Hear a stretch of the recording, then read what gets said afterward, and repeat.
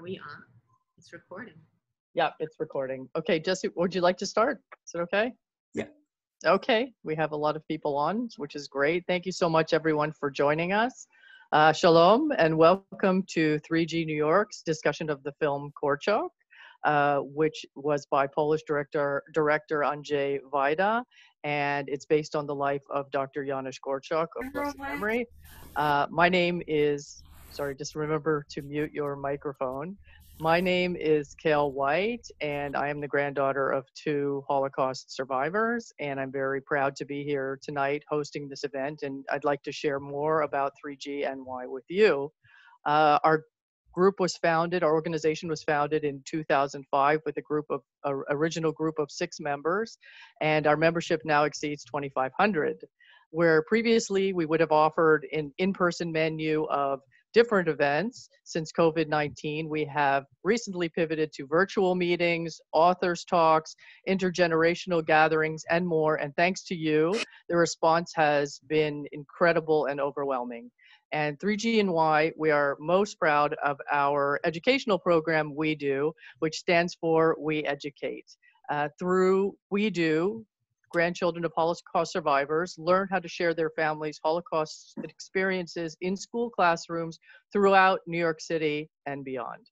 Since 2010, we have trained 250 speakers, and we have visited 221 different classrooms in 84 different schools, and we have reached more than 25,000 students, and we're still going. As the population of survivors declines, we are determined not to let their stories be lost with them. So in order for us to maintain this critical work, your support is essential. Please consider making, sorry, just need to mute that, thank you. What do you call it? A video tour of Spot on one of the Zoomy programs. I'll be back. Okay, there we go. Okay, so please consider making a donation to 3G New York by clicking on the link that just appeared in the chat box. Any amount, big or small, will help us to train more grandchildren of Holocaust survivors to speak through We Do. And thank you for helping us to honor the memories of our grandparents and ensuring that never again is not just an empty phrase. So getting to our program, we are so honored to have with us tonight Dr. Annette Insdorf, who is a professor of film at Columbia University. She is here to important piece of Holocaust history. And we are also honored to have with us tonight Mr. Irving Roth. Mr. Roth, who is also a survivor, is the founder of the Holocaust Resource Center at Temple Judea of Manhasset, and he is an authority on the life and achievements of Dr. Korczak. So welcome, Dr. Insdorf. Welcome, Mr. Roth. My pleasure to be here. Thank you for inviting me. Thank you. Thank you for coming. So we'll begin with you. Can you tell us briefly who was Dr. Janusz Korczak? Well, let me begin to tell you about how important a person he was, and he is in many places. North of Warsaw, about 100 miles, is a place called Treblinka.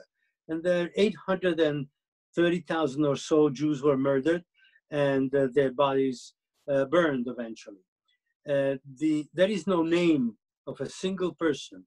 It totally changed. There is no remnant of anything there.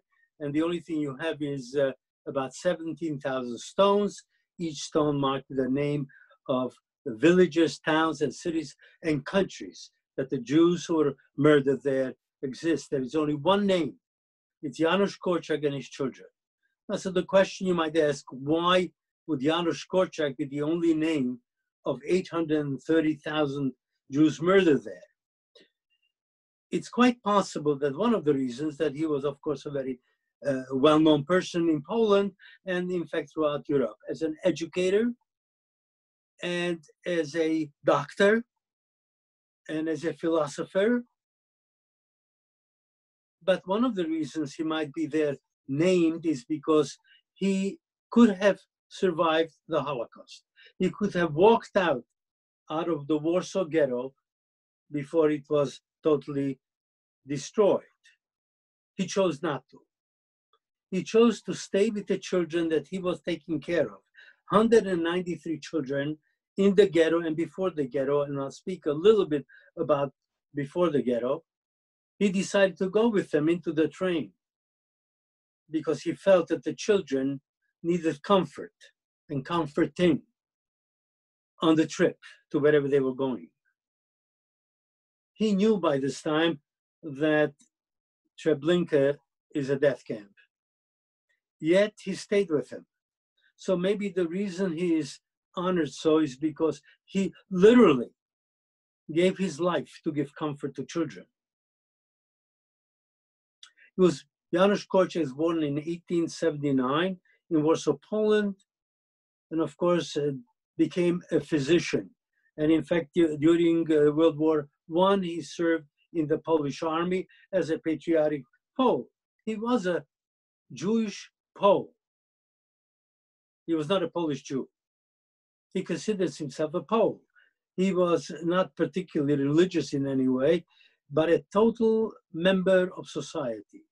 He was both a writer and wrote many books on not only for children, but also for adults and parents, how to bring up children.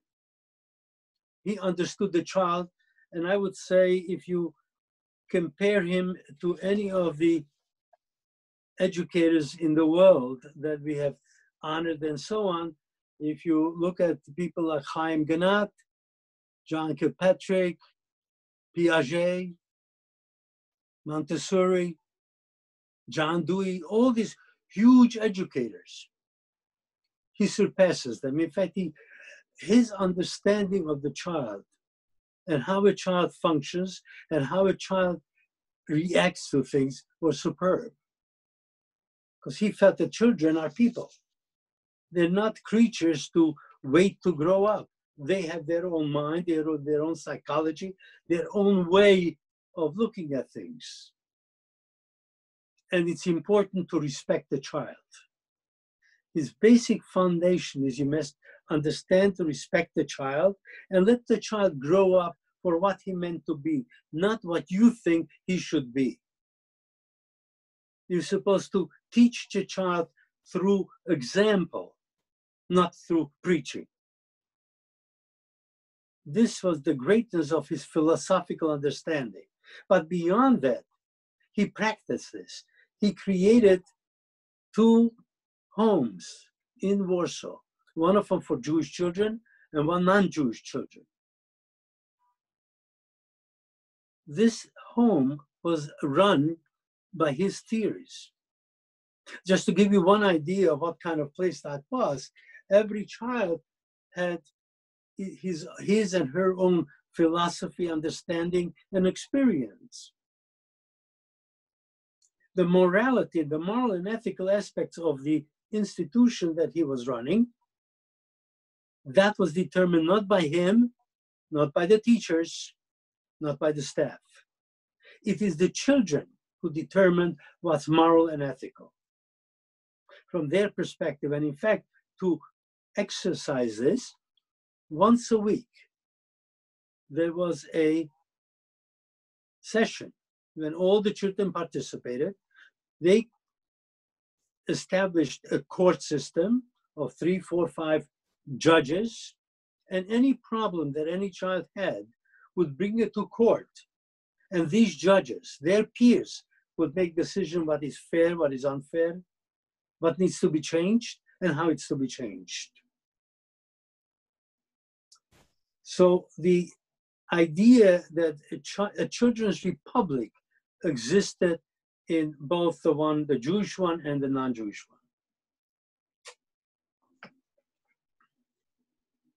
When 1939 come along, 1940, because the Jews had to go into the Warsaw Ghetto, and he did not have to go. Why? Because his friends, his Christian friends says, Dr. Korczak, you don't have to go. He was this well-known figure in Poland as a writer, as an extremely sophisticated philosopher. He got the Laurel Award, which is the highest award that you can get in Poland for literature. So he was this well-known individual by the Polish educational system and Polish people who the cultural aspect of life. And so they told him, you don't have to go. We will pick you, we'll take you, we'll smuggle you out of Poland, probably into Sweden and then to America. And his answer was absolutely not. I have 193 children. They depend on me. Who is going to be their father? Who's going to make sure that they eat? I need to go with them. And so he goes into the Warsaw Ghetto, and eventually, as you may or may not know, the Warsaw Ghetto was liquidated beginning in 1942, and the children were to be shipped to Treblinka. They didn't necessarily know at the time they were being murdered, but certainly that was it. It was certainly a worse place than the ghetto. And so the night before, one of his friends comes, Christian friends, comes into the ghetto with 2 sets of paper for himself and for Janusz Korczak under an assumed name, and to be able to go out of the ghetto with no difficulty at all, because he had all the papers necessary, as if he was actually a water and sewer inspector. He berated his friend, saying, how can you possibly ask me to leave my 193 children and me going off to safety and security? Who will comfort these kids when they're in the train? And so on that day, on the 5th of August, I believe, of 1942, in an orderly fashion, in new clothes, the children and Janusz Korczak marched to the train, and he with them. And of course, he was murdered with the children. And so as a result of his tremendous devotion to children and the philosopher that he was and the decent human being that he was, that he cared for children and human beings, that stone is there with his name and the children. So my feeling is that at this point, there are all over Poland schools named for Janusz Korczak. Hundreds of people getting their PhDs all over Poland, and some in all over Europe really get PhDs discussing the philosophy of education and how to bring up children. And Janusz Korczak. Right. Sorry, Mr. Roth, I just wanted to jump in. So I know you had mentioned, and some people know, that you actually designed a sculpture in his memory that Yes. you have. Can you just briefly describe it? What it is, it's called The Last March of Janusz Korczak. And what it is, Janusz Korczak holding one child in his arm, a little one, another one by his hand, and 5 others marching to the train, calling The Last Journey of Janusz Korczak. That's wonderful. Thank you. And his Thank you children. Thank you so much. And I just want to mention, I'm sorry, Mr. Roth's remarks had to be brief, but if you have any more questions about the subject, he would be happy to answer them. You can contact us at 3GNY and we can forward your emails to him, and he would be happy to answer them. So thank you very much, Mr. Roth. My for pleasure. speaking today. Thank you. And now I'd Thank like you. to move on to Dr. Annette Insdorf, who is going to speak to us about this extraordinary film, Korczak. And I thought that for this audience, it might be appropriate that my background should contain relevant images. So to the, right behind me on this side is my book, Indelible Shadows, Film and the Holocaust. When the 3rd edition was published around 2001, and they asked me, which film do I want to spotlight? And they had wanted Schindler's List to be on the cover, and I insisted that the cover photo be Korczak, because I consider it one of the best fiction films made about the Holocaust. And on the other side of me is an image of its director, Andrzej Wajda. And to be blunt, I think that he is one of the greatest filmmakers in the world, though he died 3-4 years ago. This Polish director received an honorary Oscar in the year 2000, presented by Jane Fonda, herself an artist committed to political awareness and social change. That Oscar was for a body of work that began in 1956 with his World War II trilogy, A Generation, Canal, and Ashes and Diamonds, and it continued through 6 decades until his death in 2016. I have conducted onstage interviews with American directors such as Francis Coppola, Martin Scorsese, who not only expressed admiration, but acknowledged the profound inspiration of Wajda's films. I first met the Polish master at Yale University in 1974 when I was a doctoral student, and he was directing The Possessed from Dostoevsky at the Yale Rep, starring the brilliant Elżbieta Krzyżewska, as well as an unknown Yale Drama School student named Meryl Streep. In 1983, we reconnected in the mountains of Colorado. I was the moderator at the prestigious Telluride Film Festival, which was honoring Wajda with a tribute. I became his translator as well. I interpreted his always precise and evocative Polish into English. We remained in contact for the next 35 years, notably on my first trip to Poland in 1989, when I interviewed him for the New York Times. And after I became chairman of Columbia University's film program, I moderated master classes with Wajda for the students, noticing how they were mesmerized by his incisive and candid observations. I'm the daughter of Polish-Jewish Holocaust survivors, and I'm therefore keenly aware of how Wajda's films have dealt with a volatile subject, the relations between Polish Jews and Polish Christians. After I studied his portrayal of Jewish characters, I now believe that his films manifest the opposite of anti-Semitism, namely a remarkable philo-Semitism. This is especially potent in his film Samson from 1961, his portrait of a Jew who escapes from the Warsaw Ghetto, and Korczak. Wajda was initially tempted to make an English language biopic about Janusz Korczak.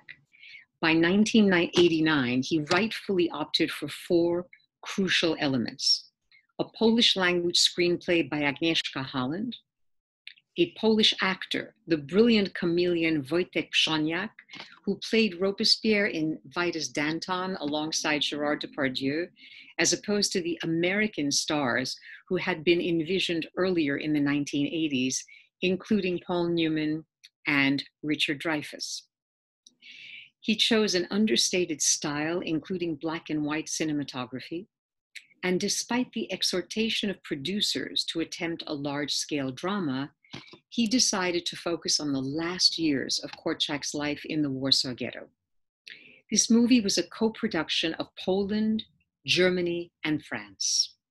You'll recall how it begins with the firing in 1936 of the doctor from his popular radio broadcast simply because he is Jewish. By 1940, his orphanage has been relocated into the Warsaw Ghetto, and the film traces his indefatigable efforts over the next 2 years to feed his charges physically, emotionally, and morally. On at least 4 occasions throughout the film, we see what Irving Roth just described. He is offered the chance to escape, but he consistently refuses personal survival in order to sustain his almost 200 children till the end. The first shot of the film, that radio broadcast, it begins our awareness of transmission. Wajda's film is not simply a moving elegy to Korczak, but a self-conscious reflection on the processes by which history is recorded and disseminated. Remember when Korczak takes a little girl to his medical school class and shows his students an X-ray of her beating, vulnerable heart? Well, there's a sudden cut to archival footage of a plane at the outset of World War II. That continues to explore this theme of recording. We then see Warsaw after an aerial attack, with a newsreel camera prominent in the street. Once the film moves with its central characters to the Warsaw Ghetto, archival images of corpses and the suffering of the living are cross-cut with Wajda's recreation of Nazi cameramen. The sound of a movie camera accompanies the authentic footage, reminding us of the perspective from which the Jews are being presented. Look, given the Nazi agenda, what would German cameras record in the ghetto but, quote, pathetic, subhuman creatures? Wajda, on the other hand, shows us smart and caring children who happen to be Jewish and therefore doomed in an irrational and unacceptable universe. He chose black and white, which is crisply and evocatively shot by cinematographer Robbie Mueller. This not only allows for the seamless interweaving of nonfiction and fiction, but fulfills Wajda's perception, quote, color doesn't correspond to war atrocities. With such a theme, it's better to stand in a cooler corner, unquote. A certain coolness is equally manifested by the soundtrack, which actually uses very little music. The opening credits are accompanied by Chopin's Polonaise on a toy piano, as if played by a child. At the end, when the children are taken from the ghetto to Treblinka, Wojciech Kilar's Sad March has great poignancy and dignity. The composer conceived it as a sequel to his composition Exodus. It was composed when Solidarity was created in Poland, and it's inspired by the Old Testament. In between, there is often potent silence in the film, as when Korczak's loyal assistant Stefa whispers the offer to hide him on the Aryan side while the children sleep. Korczak's interactions with the film's secondary characters present both anti-Semitism and philo-Semitism. Remember, the first Gentile Pole fires him. The second is a woman who refuses to wash the, quote, Jewish shit of children's underwear in the orphanage. And then an alumnus tells the doctor that Poles smash the Jews' windows. But all the other Poles seem devoted, if not to Jews in general, at least to Korczak and his children. We see a man who works in the orphanage pleading to accompany the children into the ghetto. We see Marina, the compassionate head of an orphanage on the Aryan side. And remember the man in a crowded jail cell making the sign of the cross as Korczak is released.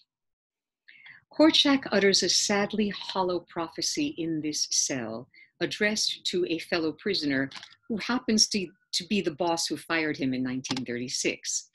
His line is, "Never again will a man be persecuted in Poland merely for being a Jew," unquote. Given Poland's oppression and virtual expulsion of Jews in 1968, this line is chilling.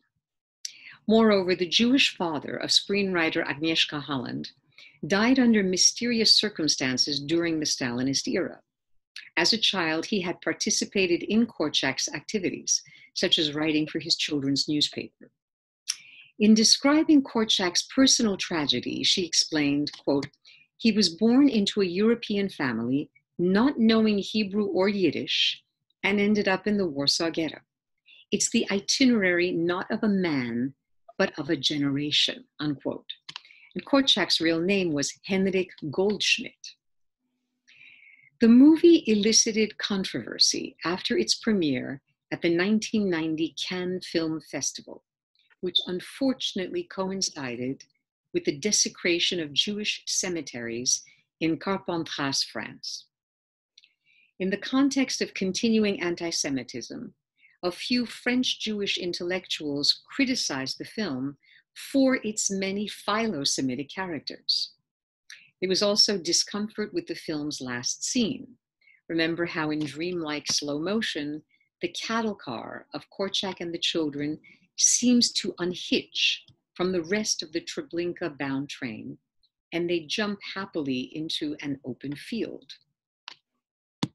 Some critics viewed this as both revisionism and a Christianizing of the Jewish victims, despite the fact that after a fade to white, the titles inform us that they were killed in Treblinka.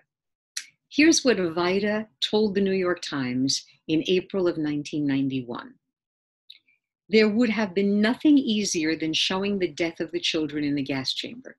It would have been a very moving scene. Everyone would have been crying.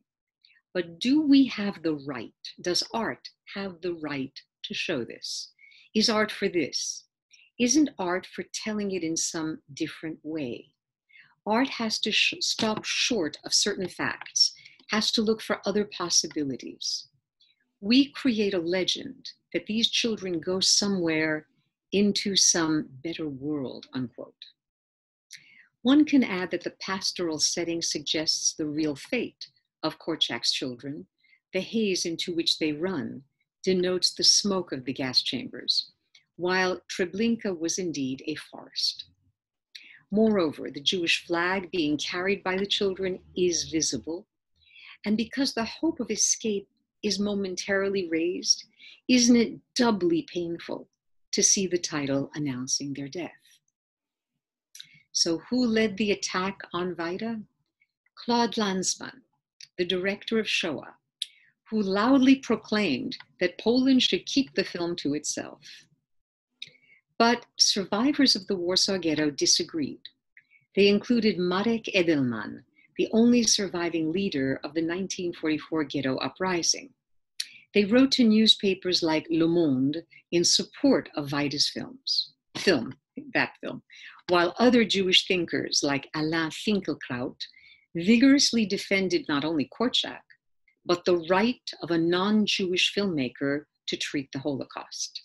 And I'm going to quote Finkielkraut: "One should not demand of the film more than it could give, or look for what one wants to see.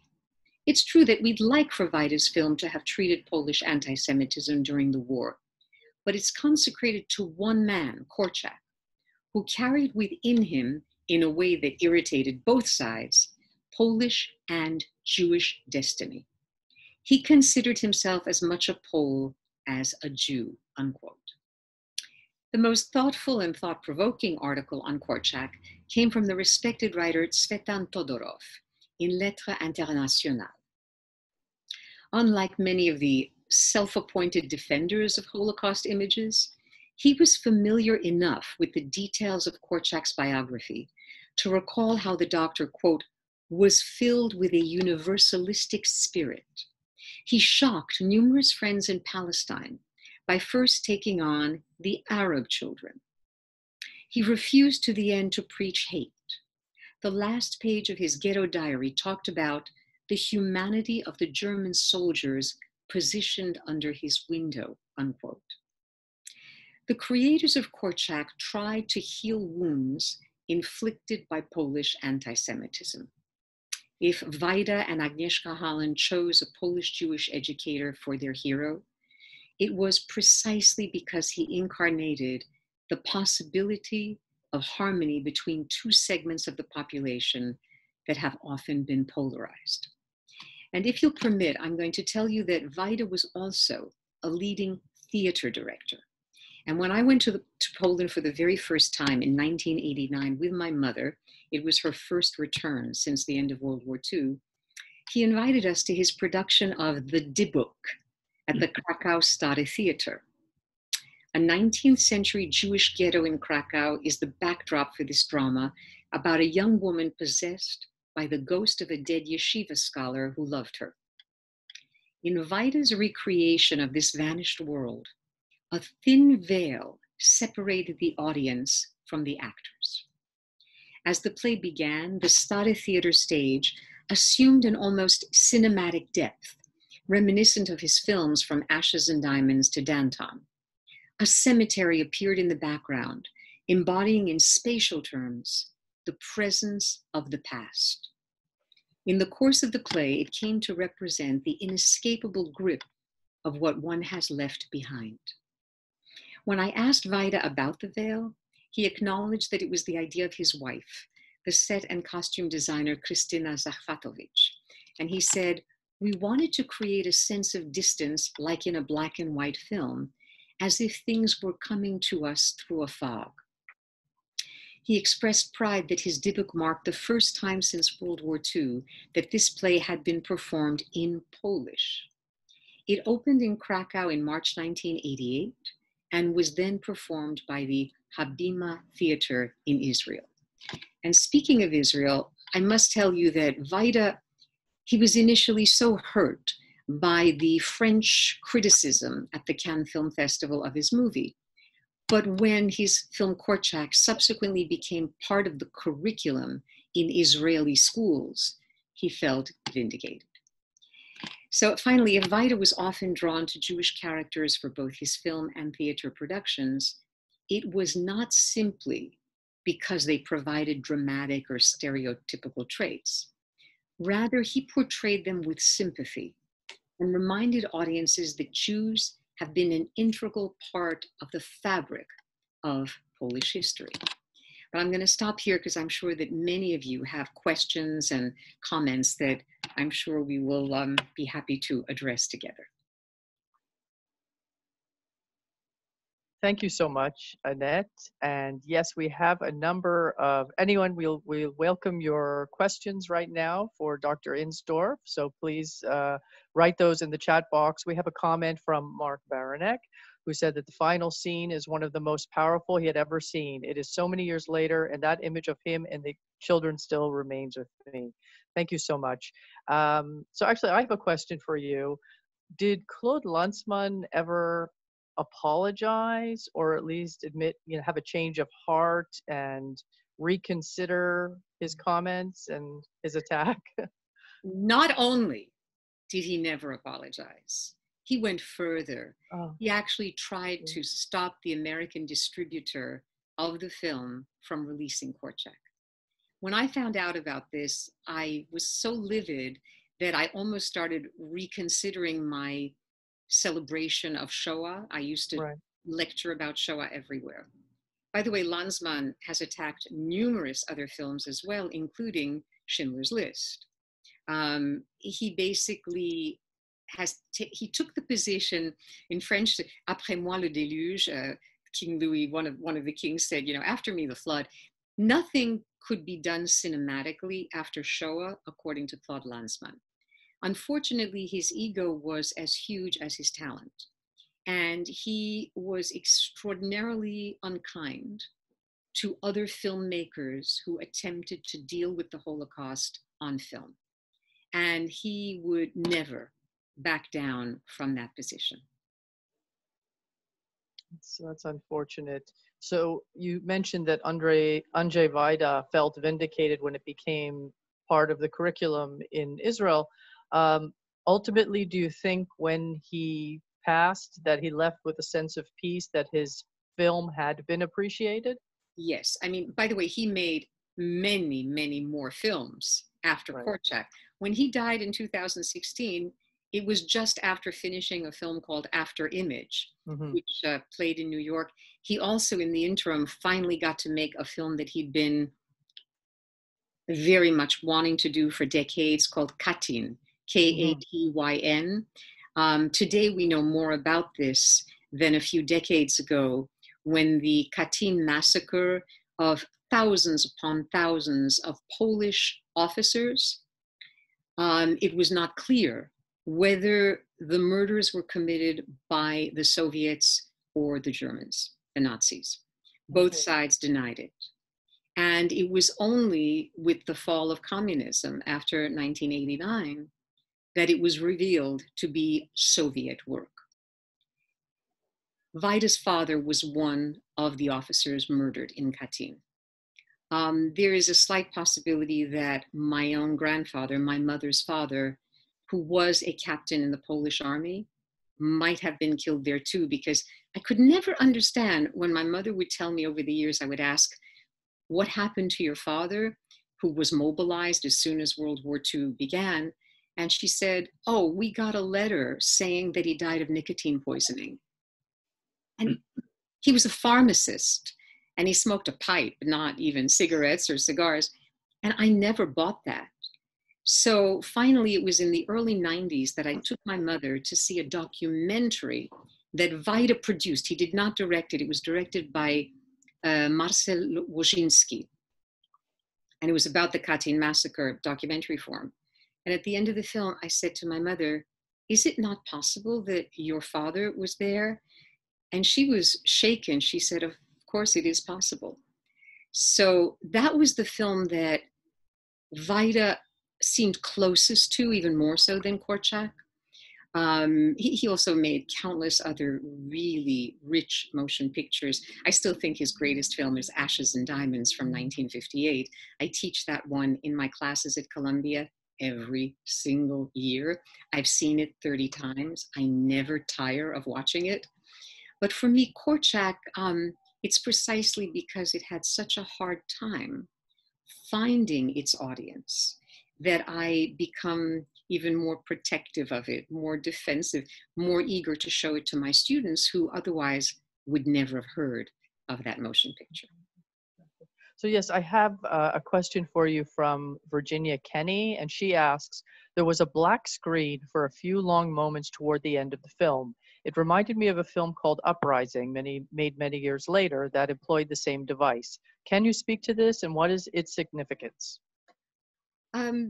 Very often, a filmmaker will kind of pause on a dark screen. It's the same thing as if on the soundtrack, you suddenly hear silence instead of dialogue or the ongoing score. It makes you hold your breath for a moment, because as viewers, we're invested in the constant movement of images on the screen. And when we're denied that and suddenly see a black screen, it stops. It is like an image of death. It's like stasis. And it has been used by, I'm not sure which film Uprising is. I mean, I've probably seen it, but I'm afraid I've seen many films that have Uprising in the title, so I don't know which one. But it's what I mentioned earlier, that very often there's such potent silence on the soundtrack, where we're not getting a barrage of sounds or images, but in fact, it almost cleanses the eyes when we can't see something and then the image returns. Interesting. So we have actually a question from Eva Fogelman. So she's asking, do you know anything about Wajda's childhood that would have led him to become such a philo-Semite? Not really. I mean, I do know that his father was part of the cavalry. He was brought up in a slightly higher echelon of society. I think it's more that after the war, he was one of the first to go to the Lodz Film School in Poland. And I happen to know that it was in that school that it was a kind of haven, that instead of the Polish censorship, the communist control over all of society, at that film school, they were watching American films, Hollywood films. They were being sort of fruitfully impregnated ideologically by non-communist doctrine. And by the way, there was a high number of Jewish students. Janusz Morgenstern, his assistant director on Ashes and Diamonds, was one of the producers of Korczak. He survived World War II as well as a Jew. So I'm going to suggest that the older Wajda got, the more he interacted with Jewish people from around the world, including me as his translator at one point. I remember how gracious he and his wife were with my mother. When, you know, she comes back in 1989 to Poland. She didn't want to ever go back, ever. But another Polish filmmaker, Krzysztof Kieślowski, I was his translator as well. He convinced my mother when he was in New York that she must return to Poland, if for no other reason than to show me where she grew up. He said, I'll pick you up at the airport. I will drive you, to Krakow. And sure enough, that's what happened. He picked us up at the airport, drove us.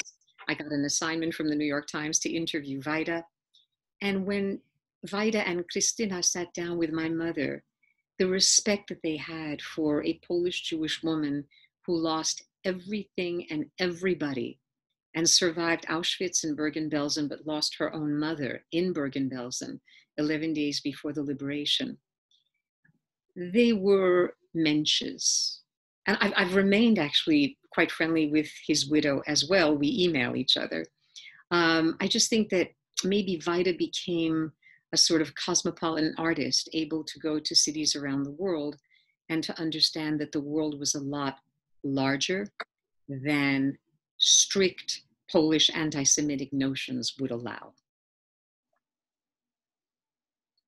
Yes, interesting. So we have a question from Mariola Strahlberg, and in case anyone is not familiar with who Mariola is, she is the head of the Korczak Association of the USA, and she is also an incredible expert on the subject of Korczak, and she is trying to spearhead a campaign to get more of his theories and his pedagogy incorporated into American education, especially for teachers.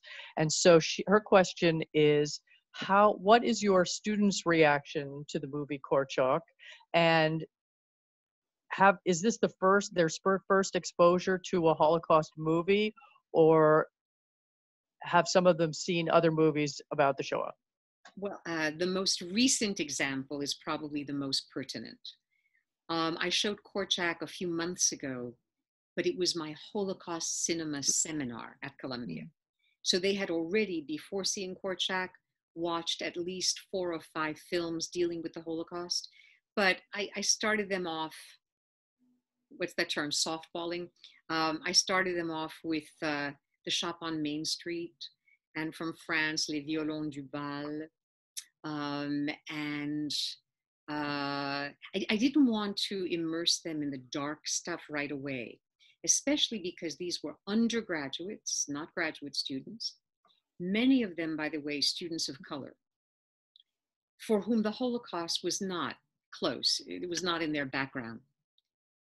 And they were deeply affected by this movie, deeply. In fact, I remember one of my students, Callie, she was grappling with the film precisely because as an African-American, she was trying to understand the film's connections to her own sense of a horrific past, of ghosts, of who gets to tell the stories, whose stories get told, who would remember these 200 children if it weren't for Korczak's diaries and those who celebrated him.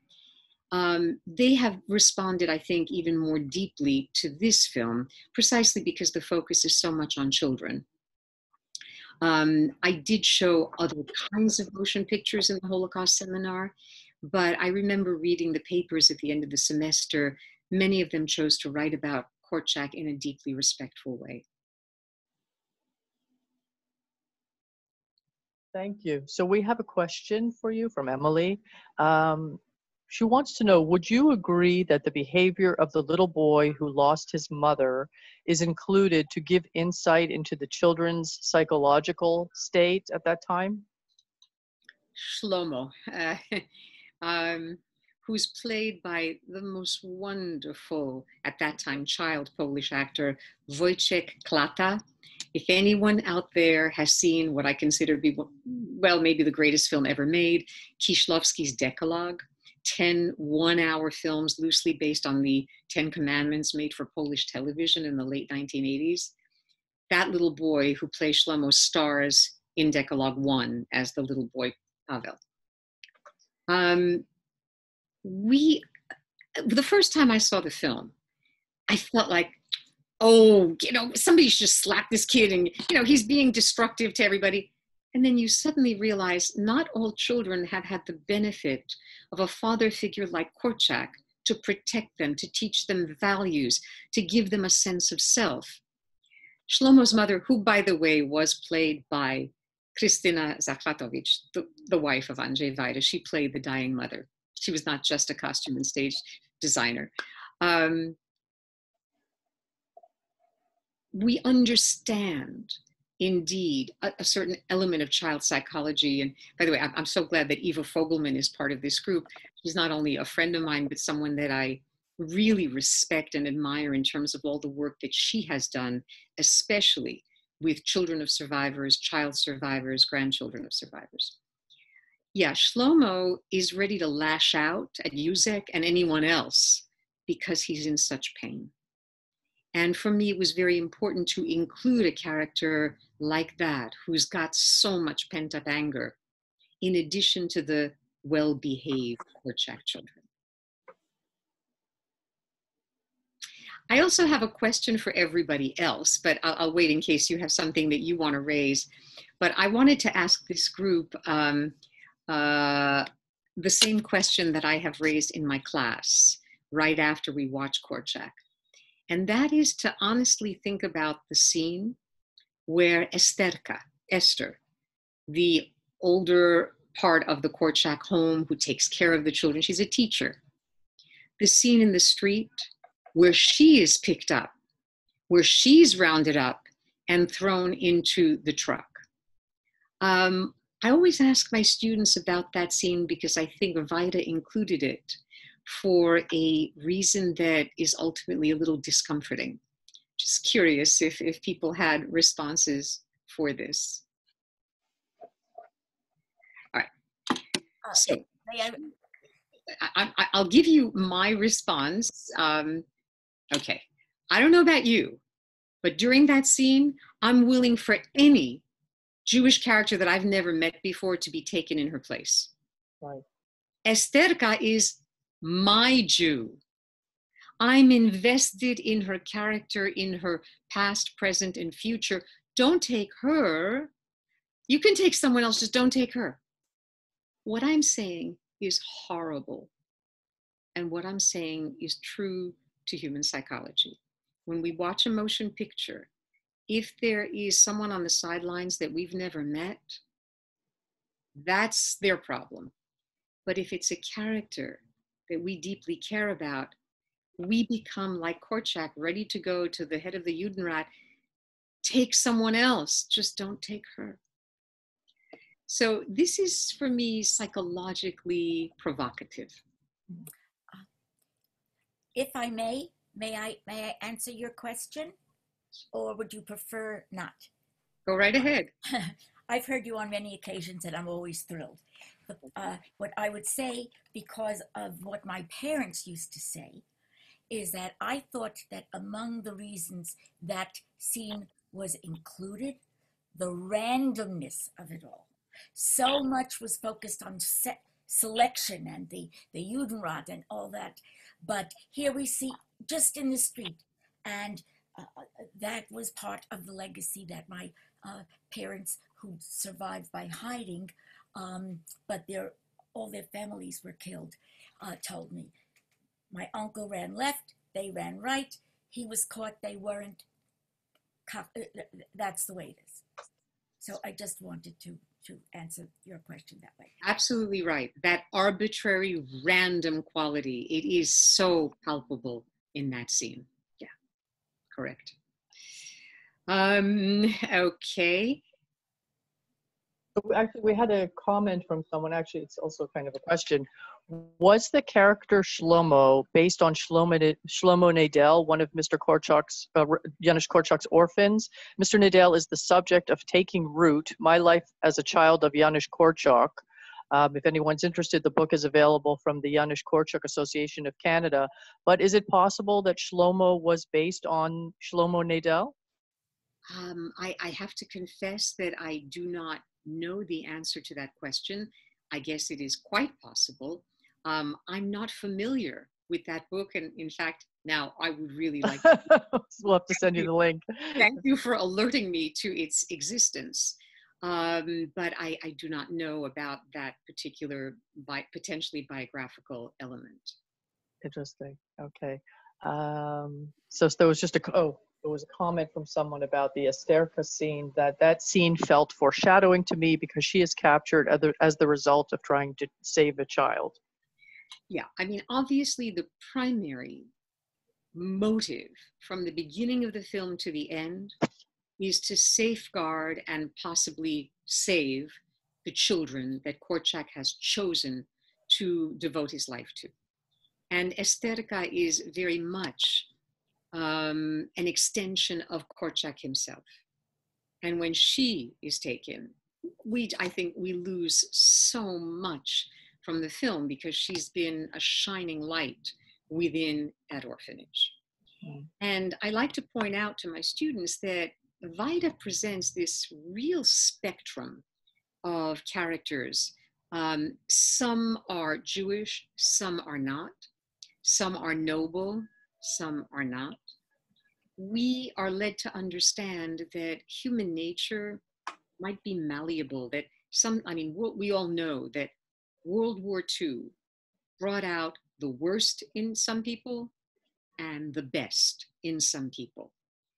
There are so many questions one can raise about where does it come from? Are we born with a tendency towards good or evil? Is it conditioning? Is it our DNA? Is it genetically?